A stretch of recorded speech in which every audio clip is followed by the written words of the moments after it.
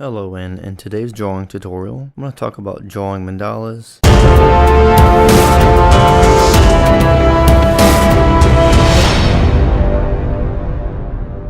Some ways that I draw them, some different tips that I have, how to start them, and some different patterns. So when you go to draw a mandala, basically what a mandala is it's a pattern that repeats itself over and over.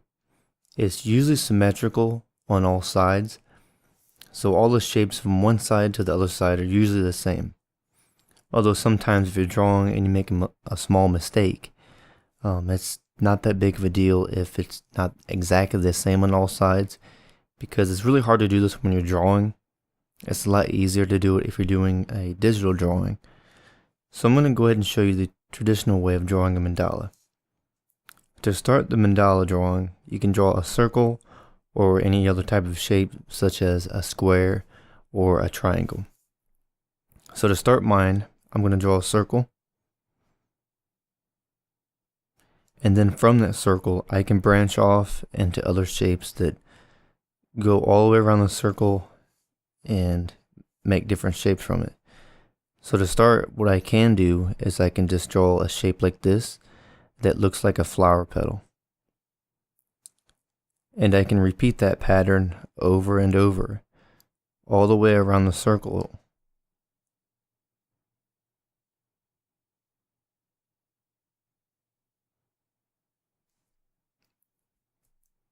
Another way of doing this, if you're going to start your drawing, is to draw your circle, and then instead of drawing the pattern over and over like I did there, I can draw a small line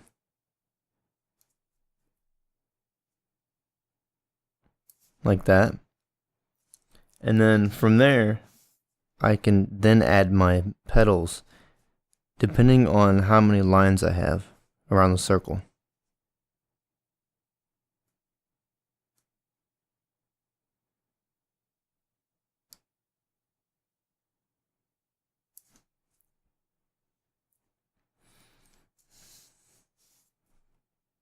So if I'm going to draw a mandala and I'm starting with a triangle, same rule applies.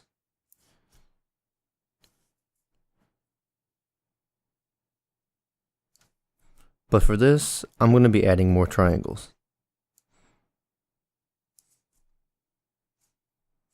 And then I can repeat this again.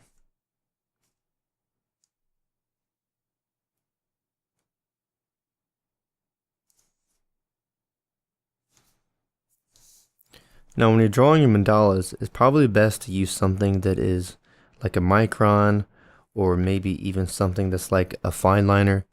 You want something that has a fine tip, because if you're using something that is a very large tip to the pen or the marker that you're using, you're not really going to be able to draw very intricate details, and the bigger, bolder lines might be useful if you're doing a really large mandala, say for a big wall mural or something like that. But if you're drawing something small like this, you're going to want a pen that has different pen sizes or nib sizes. The one that I have here is a 0.05, and you can go all the way down to the 0.005, and then go all the way up to like the bold lines where it's a 1 or larger. But personally, I usually use the 0.5, and usually between the 0.005 to the 0.5 or the 0.05. So when you're doing these mandalas, you also want to remember that the type of ink that you're using or the type of pen that you're using will also affect your ability to draw the mandala. Let's say, for example, I'm doing a mandala and I'm using a gel pen. Now with a gel pen, the ink is going to smear some on the paper. So if you're doing the drawing and let's say you have your pattern that you're drawing, right, and with a gel pen it's going to smear.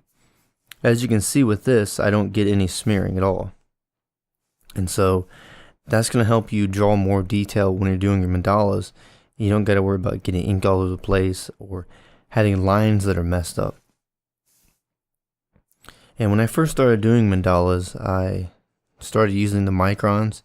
You can also use a fountain pen, but it's probably best to use a fountain pen that doesn't have a flexible nib. For example, I have a Lamy Safari fountain pen that I have here, and it doesn't have a flexible nib. It just has, the standard nib. And if you have a flexible nib on your fountain pen, you're going to have a hard time trying to do your mandalas because of the varying line width, and it's going to take a lot of practice to get used to that. But if you're a beginner, you want to have something that has a line width that's always the same, that doesn't change, and that's why I always like using the microns. Now you can use any brand that you want. It's just that this is the brand that I have with me, that I use because it's very reliable. It's a name brand that a lot of people trust, and they don't have any problems with it. And some people have said sometimes that these pens run out really fast, but I haven't really had much of an issue with that. But then again, I do have a lot of art supplies. And when you start any mandala, just remember that you can just take your time. Don't be in such a rush to do it. So if I'm drawing my mandala and I'm in a really big rush to get it done, and I'm not really paying attention to the lines that I'm doing, then if I start out like that and I'm just in a big rush, it's not going to look very good. Everything's going to be off. As you can see there, none of the lines are even symmetrical in any way. And if you're going to be drawing a mandala, just slow down, have a bit of patience. Just take your time,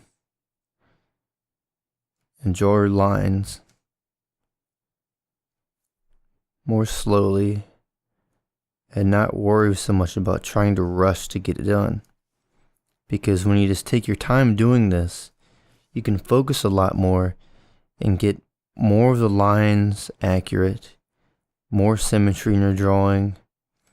Everything's going to look a lot more detailed, and it's just going to look better in the long run.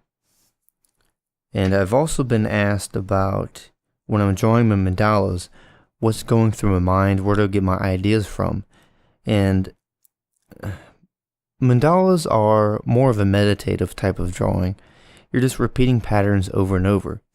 So for example, if you're drawing mandala and you want to make a new shape, I can just grab another piece of paper, and on that piece of paper, on the side, what I'll do is I can just think of a new shape that I want to add to it.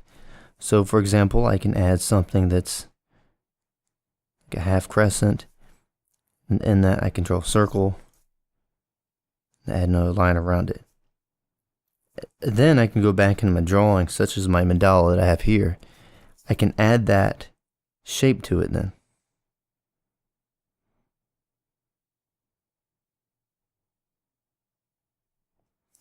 And then repeat it over and over.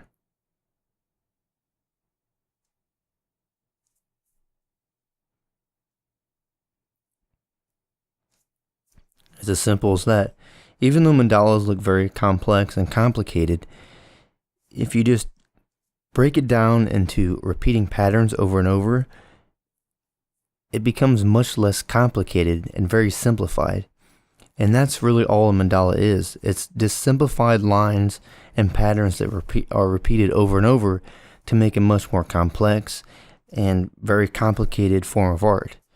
And what I like about drawing mandalas is that it's more relaxing, and I don't have to worry so much about trying to make everything to where, like when you're drawing portraits or drawing something from real life, or say you're drawing a still or you have a reference photo in front of you, you don't have to worry about making things so accurate in the sense of how we see things. Such as, for example, if you see a mandala, you don't really see things in nature that look like that, unless you start a mandala like this where there's a flower shape.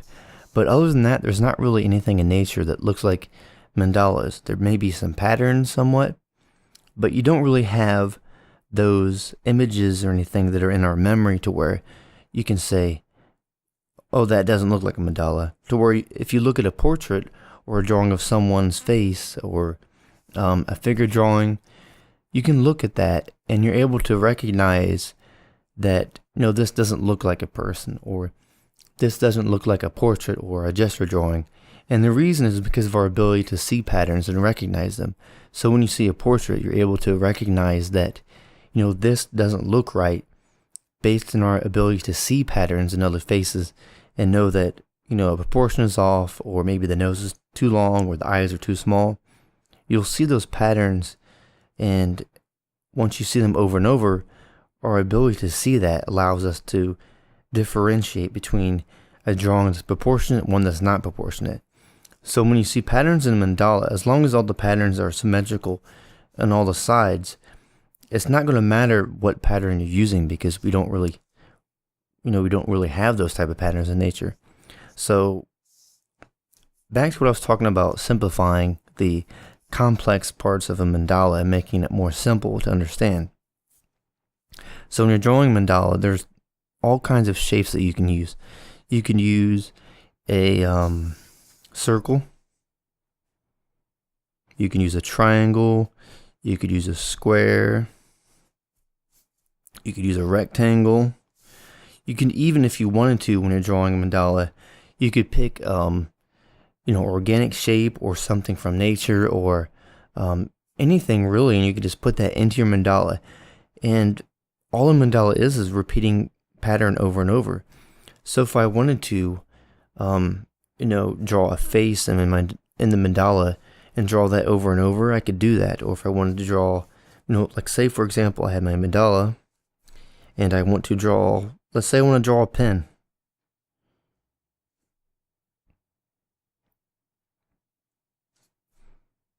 You could even do that, you can just draw anything that you want. Just repeat the pattern over and over, and you've got yourself a mandala.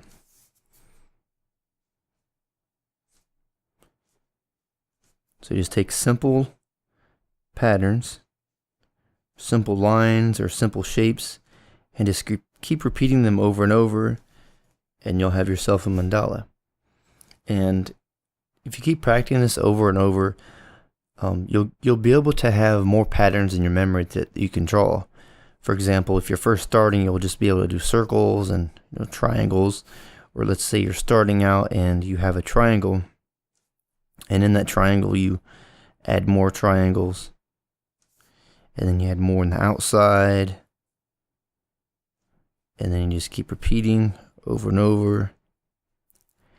And then after a while, when you're doing that, you build up all these patterns in your memory, and then the next time you draw, it just becomes automatic because of muscle memory.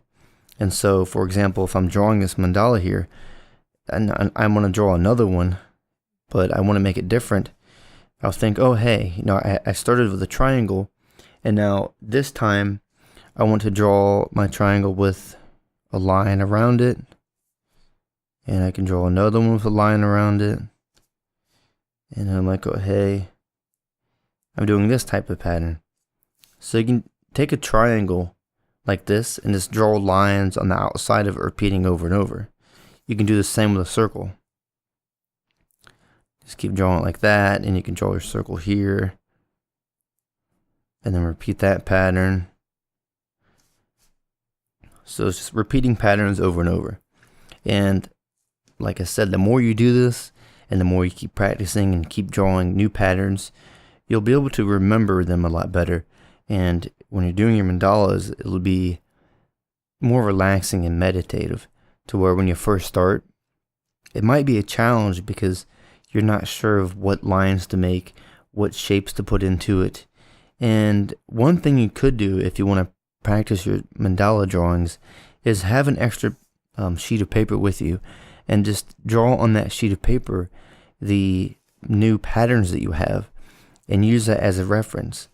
And I've done that for some of my mandalas. I'll have, on the side of me when I'm doing my mandala drawings, I'll have a sketchbook, and in that sketchbook I have all my mandala designs, and I can look back at that as a reference that if I go to draw another mandala, I have those patterns right there that I can take a look at as a reference and add those into the mandala I have right now.